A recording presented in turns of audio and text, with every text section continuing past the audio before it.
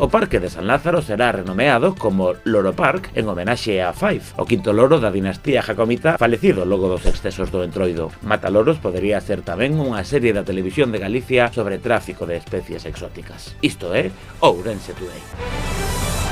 A prematura morte de Fife, o loro llaco de cola vermella que imperaba no despacho do alcalde de Ourense, destapa un pasado avicida do rexedor ao trascender que o nome de Fife, 5 en inglés, responde a que era o quinto loro que o fundador da democracia ourensana tivo na súa vida. Considerando que estes paxaros ben coidados poden acadar ata os 80 anos de existencia, todo apunta a que o óbito de Fife puido deberse á sobreexposición do papagaio aos excesos do Entroido sobre o ombro do alcalde co seu traxe oficial de pirata. Sería así Fife un mártir do Entroido ourensán en seria competencia con Rochebol, loro emblemático do Carnaval de Pontevedra. O xornal local La Reacción, facéndose eco do pasamento de Fife, especula con que quizáis o loro, ao residir no despacho do alcalde, sabía demasiado sobre as supostas irregularidades económicas que este medio atribúe recorrentemente ao rexedor. A autopsia do volátil ditaminará se entre as plumas Fife non agocharía algún sistema de escoita ou grabación instalado para espiar as actividades da primeira autoridade local no seu cubil. Nada se sabe de como rematou For,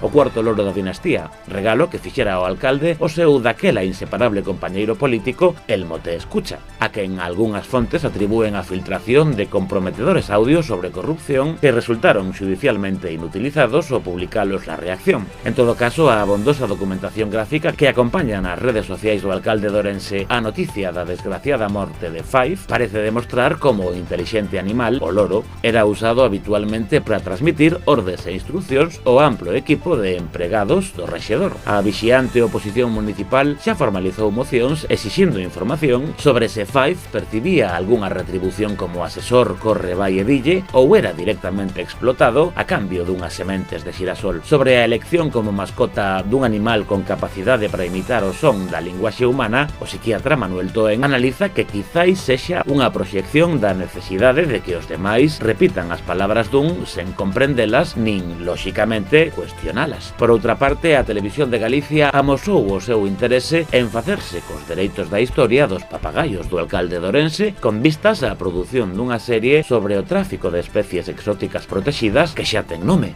Mataloros. A trama desenvolverase en países tropicais, pero tamén en zonas desérticas e polares polas implicacións do primeiro edil no mareo navideño de dromedarios e renos. Mentres, a Xunta Municipal de Goberno aprobará próximamente a apertura do expediente para renomear o Parque de San Lázaro como Loro Fife Park, en homenaxe ao efémero volátil.